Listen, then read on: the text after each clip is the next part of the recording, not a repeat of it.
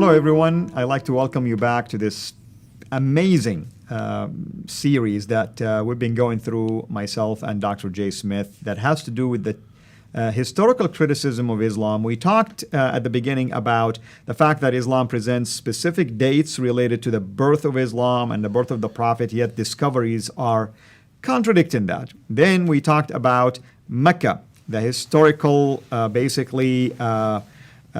place for Mecca according to the Islamic tradition versus the discoveries that are contradicting that as well. Then we began to take a look at what we call the kibla, which is the direction for prayer. And we discovered also that new discoveries, especially archaeological discoveries, have also contradicted some of the Islamic views related to the change of qibla, or direction of prayer, from Jerusalem, at least according to the Islamic own understanding, to what we call today Mecca, even though the Quran really never mentioned both of these names when in 624 that direction changed. Dr. J, thank you again.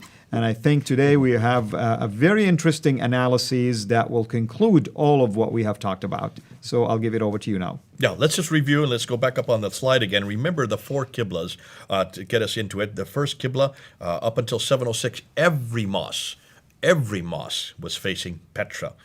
None of them were facing any other direction but Petra, from as far away as Guangzhou, way over there in China. You can see that on the map. You can see Chataman and Juma, that's way down in South India.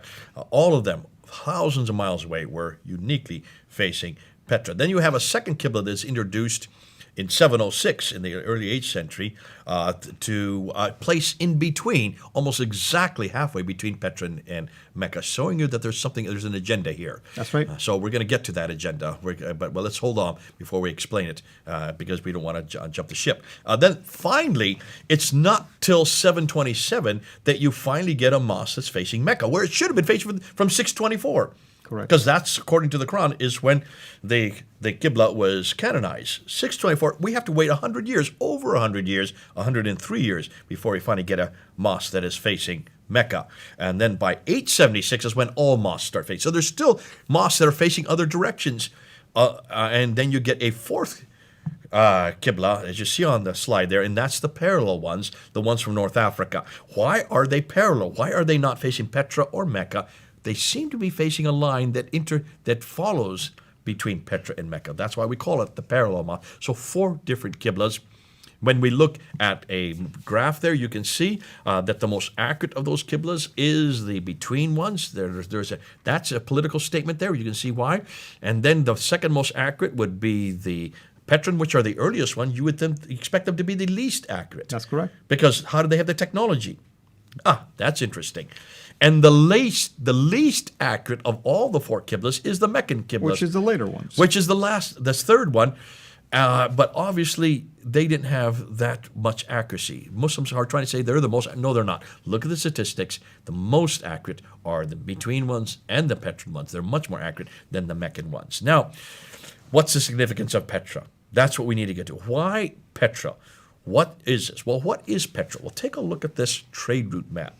Look where all the trades, the trade routes go through. They go through Petra. Almost all of them go through Petra. It is the seat of trade from the Far East, way off from China and India, all the spice trade, all the Silk Route, they all come through Petra. So what is Petra? Well, Petra is a Nabatean. It's the sanctuary city for the Nabateans. The Nabateans existed from the 2nd century BC up until 713. Look at that date, 713 AD. They had their sanctuary in Petra. Now, when you look at Petra today, you can see, there's some pictures of it. You can see it's the city of tombs and temples. It is not a political capital. It is a religious capital. It's where the sanctuary is for the Nabateans. Correct. Hugely significant. Muslims should know that, because Mecca is their religious capital, but it's not their political capital. It never has been their political capital. Even when Muhammad was living, according to their tradition, Medina was their political capital. That's correct. And we do know the Umayyads, who were the next great dynasty, they made Damascus their headquarters, never Mecca. That's correct. And the Abbasids made Baghdad their headquarters. So it's significant here that we need to understand that the Nabateans did not use Petra as their political capital. It was their religious capital. It was their sanctuary. The Byzantines the same way. The Christians. Jerusalem was not their capital. Constantinople was their political capital, but Jerusalem is where the Church of the Sepulchre is. That was the religious headquarters for the church in Jerusalem, and same for the Jews as well. So now let's go and let's look at this city of tombs and temples. Take a look at what we've noticed about Petra. Petra, according to that slide there, it's in a valley. Remember, all the traditions say that this place where the prophet lived is in a valley. That fits Petra. That it has a stream going through it. That really fits Petra. We have now found water courses. We found cisterns there. There are all kinds of evidence of water streams. There is a parallel valley there. We see that. You can see them right there on the map looking of Petra. Yeah, two valleys going. There are the two valleys. It would be near Lot's pillar of salt because that is actually where Lot would have come from, right outside of what is today Petra or in Jordan. It has fields. Al-Bari says that. It has trees, grass, fruit, and loam. That comes from Tirmidhi and Bukhari and Al-Tabari. It has olive trees because it's right there around the Mediterranean where the olive trees would have been grown. And it has mountains all around it. That's why you have... Overlooking. Oh, right, overlooking. So if there had been a Kaaba there, it would be there. Petra has all the items listed above from the Quran and Islamic traditions. Thus, could it be Petra that both the traditions and the Quran are referring to? Because remember, it doesn't give a name to it. It just says the place of the prophet. And by the way, I mean, I'm just throwing this out there. There has been a recent discovery in Petra, at least the foundation of what appears to have been a shrine. That just was found last year. That's right.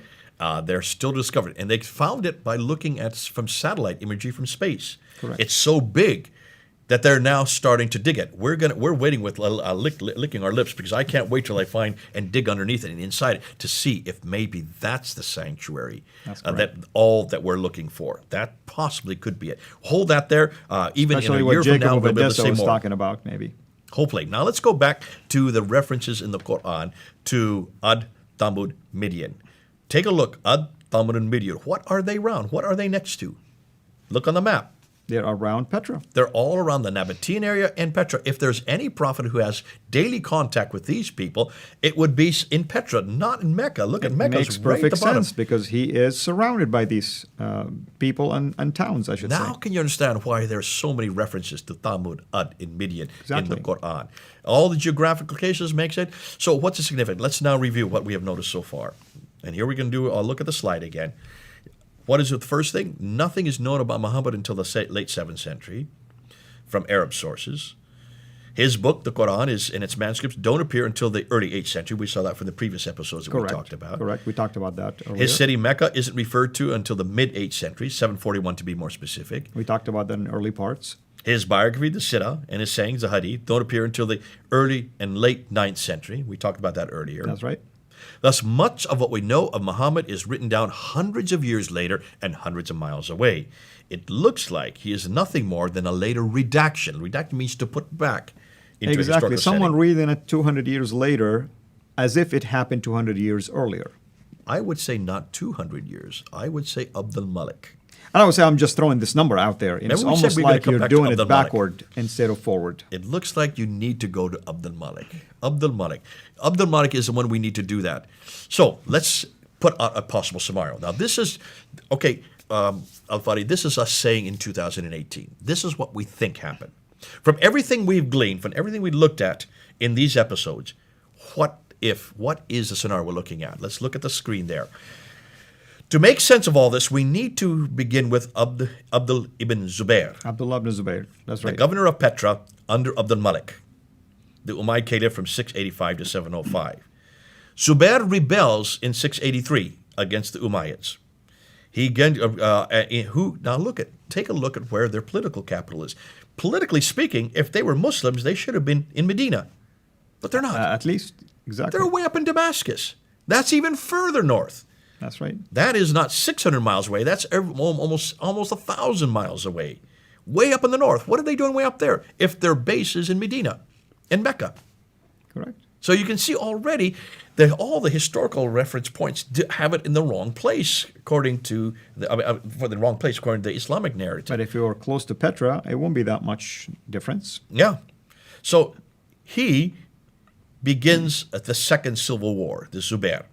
He destroys the Kaaba, and notice where the Kaaba is that he destroys. It's in Petra. He's the governor of Petra. He's living in Petra.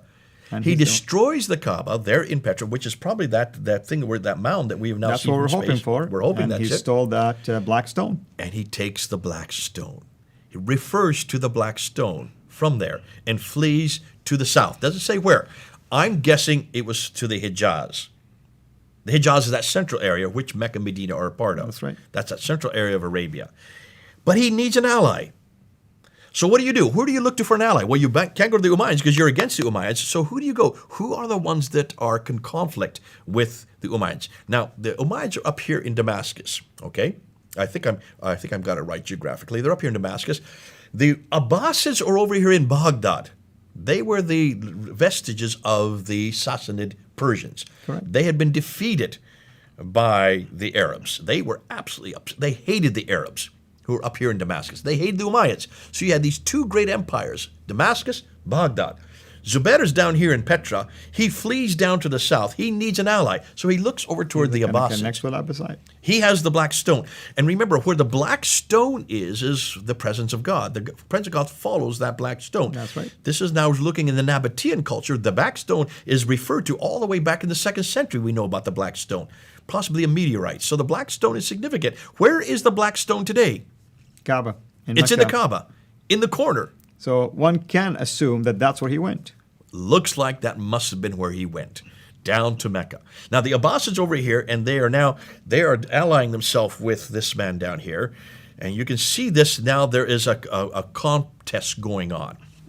And let me just clarify. I mean, I know some people will look at this and say, you guys are really exaggerating. We're not exaggerating anything. We're taking data and we're making now plausible assumptions based on that. Okay, so the Abbasids, who are in control of Kufa in what is today Iraq, joined this rebellion and support Zubair. Now, let's take a look. Let's look at the map and you'll see what we're talking about. Can you see where Baghdad is? Can you see where Damascus is? Those are the two black circles. Can you see where Petra is in the gold circle? And then can you see where Mecca is in the purple circle? That's right. Okay, there is the map there. Damascus is the political capital of the Umayyads. It is 1,000 miles north of Mecca. Petra is a religious sanctuary for the Umayyads. It is 600 miles north of Mecca. Baghdad is the political capital of the Abbasids. Mecca is the religious sanctuary of the Abbasids. Okay? Can you then see why the Abbasids have chosen Mecca while the Umayyads they've always, because they're just a continuation of the Nabateans. And the Nabateans Petra. have always had Petra. That now helps you understand why, as far away as Guangzhou in 627, while Muhammad was still living way over in China, they're facing Petra. Because this is a continuation of the Nabatean sanctuary. Correct. So that's why in Cherman, in India, which is 629, again, Muhammad would still be, if Muhammad was there, insignificant.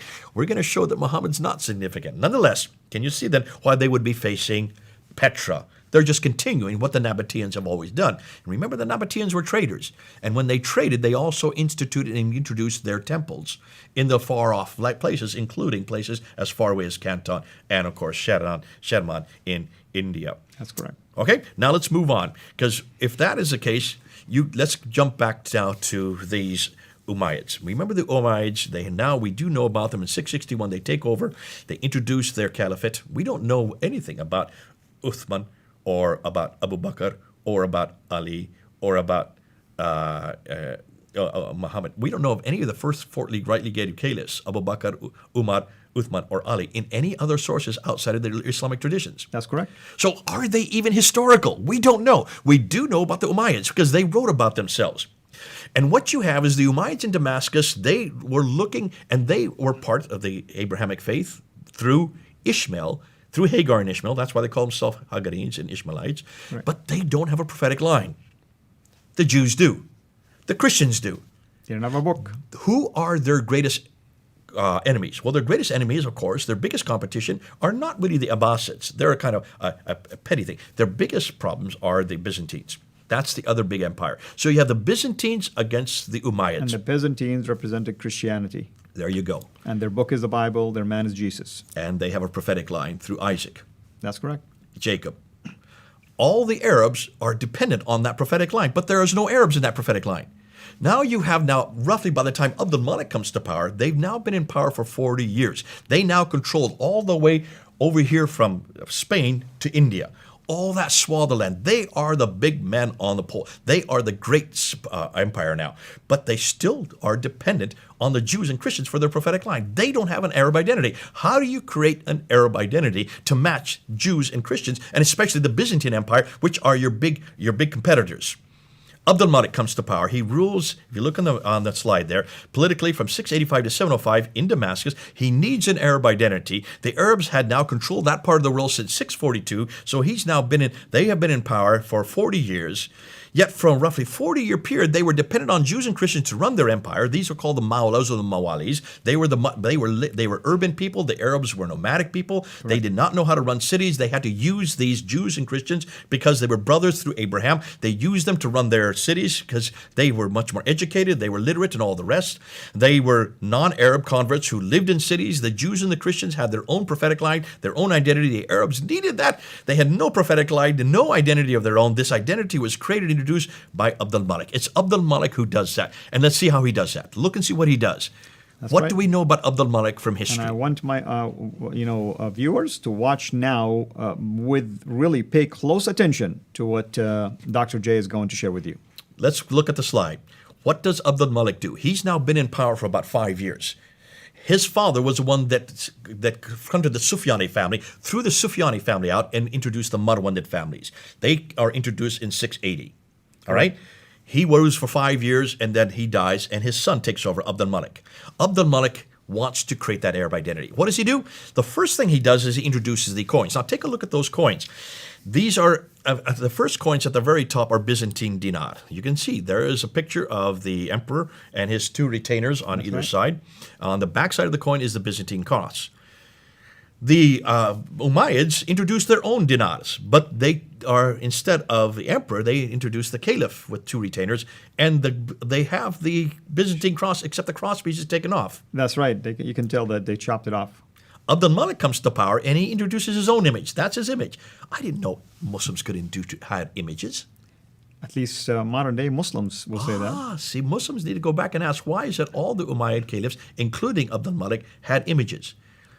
This problem with image iconographic was introduced by Abd al-Malik himself. He throws off his image and introduces those coins on the bottom right side. He introduces them in 692, and look what he does. He takes off his image and introduces the script. But what is he introducing? What is that's written on that coin? That's the Shahada. There's the Shahada. The first time we see the Shahada is on that coin. There is only one God but God, and Muhammad is his prophet. You're now introducing a new God, and you're introducing a new man. Here is the one God and the one man. One God and one man. That is introduced on the coins. Now, on the same time, he then builds that huge structure in Jerusalem. But he's way up in Damascus. He's not living in Jerusalem. Why does he build that structure in Jerusalem? Look at the picture on the right, and you can see the Dome of the Rock is sitting above the Church of the Sepulchre. It looks down onto the Church of the Sepulchre, which is the seat of the sanctuary for the Byzantine Christians. He puts his structure above it, bigger than it, the most resplendent structure of its day, looking down onto it, basically saying, we are the new men in town. And that explains what you were saying. They had control over large swath, and now he's saying to the Jews and to the Christians, where Jerusalem is dear to them, we are superior. We are, and this is what you do. You show it by having the greatest structure. They're built by Byzantine architects. That's what the Ottomans did, right? That's a thumb in their nose. When they were in nose Turkey. at them. And it's built using their same architectural structure, the same design. But it's the biggest one of its day. Now, let's go look at that significance of the Dome of the Rock. It employs the same Byzantine architecture, much larger and more prominent. It sits above the Church of the Holy Sepulchre. It is situated in the holiest city for Jews and Christians. Why not in Damascus or Mecca? Because that's not where the Jews and Christians are. They're in Jerusalem. That's correct. The Muslims say this because of the Miraj. That's why the Miraj had to be introduced to give significance to Jerusalem. So now let's look at the only part of the Dome of the Rock that exists today. And also, if I may reference, make this reference, the Quran made reference to this as if it's a historical thing, not a prophetic thing about the mosque. Okay. Did not talk about it as if it will be built or he ascended from the place of the future mosque. No, it talks about it as if it was there when he ascended. And so when you ask any Muslim today, and I'm talking to Muslims right now, when you ask why was the Dome of the Rock built, what do they say? Oh, they will say because that's where the Prophet ascended and to preserve that holiness of that place and so on and so forth. It's to commemorate the Miraj. That's right. That's going up to the 7 levels of heaven. That's right. Okay, if that's so, then something should be written about it. Something on the mosque should designate that, Exactly. right? So let's go back and let's look at the slide. Here is what the Dome of the Rock looks like inside. All of the outer part have been rebuilt and destroyed and rebuilt 11 times. 1876, finally, you get that outer structure that we have today. But the only original part are those 2 inner ambulatories that you see there pictured at the very center of the building. Now, when you look at those ambulatories, you need to look at the inscriptions, which are part of the original structure. Those inscriptions are in Arabic on the outer ambulatory, on the upper dome, and on the inner ambulatory. Those green arrows are pointing to where those inscriptions are today. You can read them. They're in Arabic, and look and see what they say. They say nothing about the Miraj. What do they say? Well, you have Surah 4, Ayah 171. Go ahead and read what they say. They're just refuting Christianity, basically saying, "O people of the Scripture," in chapter 4, 171, denying, of course, the Trinity, as you can see, saying not 3. So it's confronting the Trinity, it's confronting Jesus, and it's confronting his sonship. That's right. Then you have Surah 17, Ayah 111. Who, praise be to God, who hath not taken unto himself a son. There's confronting Jesus The as a son of fatherhood God. And the sonship And of fatherhood Jesus. as well. Who hath no partner. That's Surah 5, reflecting also Surah 5, Ayah 72. Misunderstanding the Trinity, of course. Absolutely. Yeah. And nor hath he any protecting friend through dependence. He's not dependent on anybody else like Jesus. That's confronting Jesus, his Christology, his divinity, and the Trinity. That's confronting the whole the central theology of the Byzantines, Christianity. Then you have Surah 112. Now, this is fascinating. There is no God but God. There's the Shahada. He is one. That's the first part of the Shahada. He has no associate. That's against Jesus. He is God, the one God, the eternal besought of all. He begetteth not, nor was begotten. Who's that confronting? Jesus. Begotten Son. That's right. And then it says, and there is none comparable unto him. Muhammad is the messenger of God. So it confronts the God of Christianity, and it introduces the prophet's name. That's the first time we see the prophet's name. It's introduced on the coins, it's introduced on the Dome of the Rock, and then on top of that, it's also introduced on the protocols, the caliphal protocols. These are the official documents. Now, Dr. Juhudaneva looked at the protocols, and he noticed that all the way from the Sufyani period, there is no reference to Muhammad, no reference to Muslims, no reference to Islam on any of the protocols. There's no Shahada there. There's no reference to any Quran until 691. That's the date. The dates of the Quran, the Dome of the Rock is being built. That's also the year before the coins are introduced with the Shahada on it. That's correct. In 691, almost overnight, the Shahada is introduced on all the protocols. And from that time on, in 691, every protocol starts with the Shahada. So, beginning with the Dome of the Rock, it's the largest structure than any other Arab structure. It's facing the Arab sanctuary, Petra. It incorporates inscriptions against Byzantine Christianity. It introduces the faith Islam. It introduces the people Muslim. It introduces the Prophet Muhammad. The Caliphal protocols change overnight in 691. Then he mints new coins in 692. So he replaces the images with Arabic script and introduces the Shahada on the coins. So now you have it on the structure of the mosque, you have it on the coins, and you have it in the protocols. Right. The Shahada is introduced. Once Abdul Malik introduces Muhammad, he then needs to have an Arab revelation. Here is the problem. So that comes after he has introduced the Prophet. Every prophet has to have a book. The earliest Quranic texts are on the Dome of the Rock in 691. The earliest Quranic manuscripts begin to appear during his reign. The lower texts of the Sana that we talked about in the former episodes, that's in the late 7th century. The Quranic manuscripts begin to proliferate during the reign of his son Al-Walid from 705 to 715. None of the manuscripts are complete, nor they are parallel to the Quran completely. They continue to be changed and corrected by later caliphs up until the 9th century. The Quran is finally canonized at Al-Azhar University in Cairo in 1924. Just in this case, it should be 94 years ago. And finally, as we shall see, there is still currently 31 different versions of the Arabic Quran that even exist today. They need a place. So what do? Two empires are competing again. Here we're now putting the whole scenario together. The Umayyad and later their an earlier Nabatean sanctuary in Petra is destroyed by an earthquake in 713. Remember I told you 713 is important.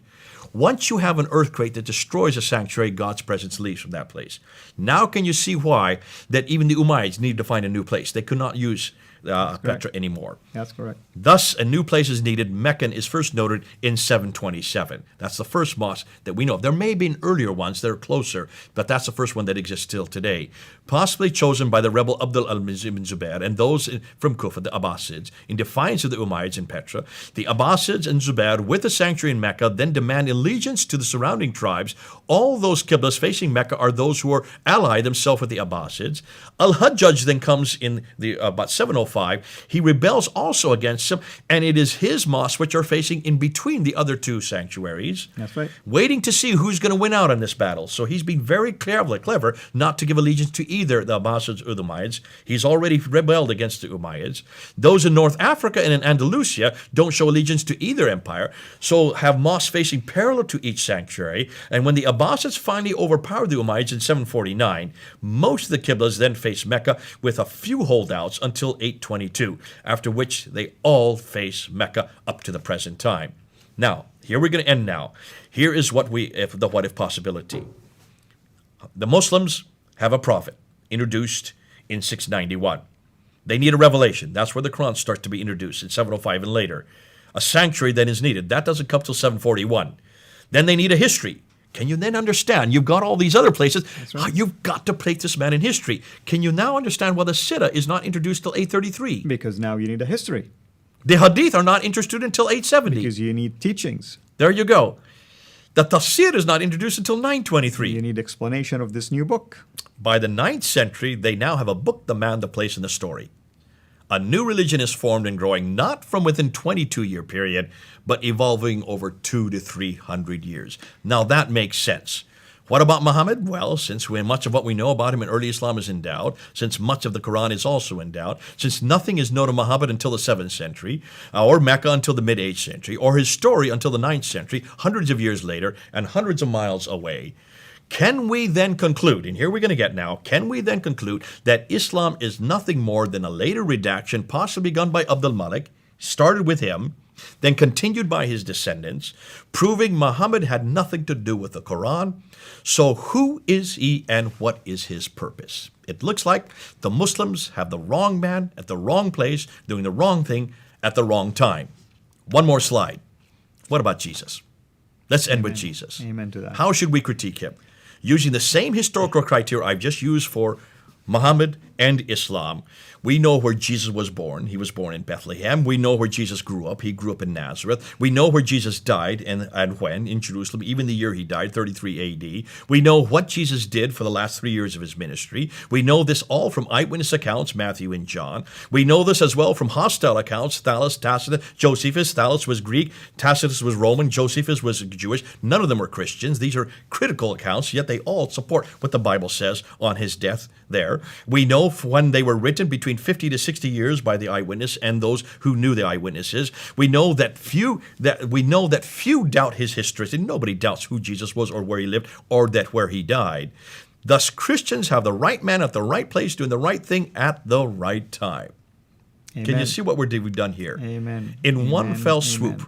we have shown using we've just used historical evidence. We've used names, dates, places, events. We've looked at manuscript. We did that earlier in the early ones. We've looked at artifacts, and we've looked at what is still existing today, the qiblas, the mosques.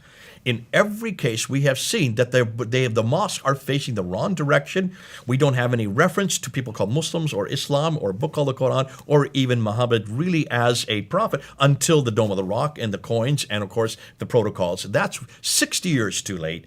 And we have no reference to Mecca until 741, not even put on maps until the 900s. I thank God I don't have to defend Muhammad or the Quran. Amen and amen. Thank you so much, brother. You can see why having Dr. J. Smith with us here has been a huge blessing to all of us and allowing us also to unpack this rich information that probably some of you have seen it in longer seminars, and we intended really to take it and piecemeal it so that it's easier for everyone to track the arguments and come back to it again. Dr. J, thank you so much. Hopefully you can continue to join me at least in the next few days to keep talking about other issues related to Islam and its history and its theology. God bless you. Thank you so much. You're welcome. Here is my appeal to you as my Muslim friends. You need to know now the right God who sent the right word to reveal the right man who knows the right way back to God. God bless you, and hope to see you in eternity. Thanks for watching. Make sure to like and subscribe so that you don't miss future videos. And please consider becoming a patron on patreon.com/Sierra International.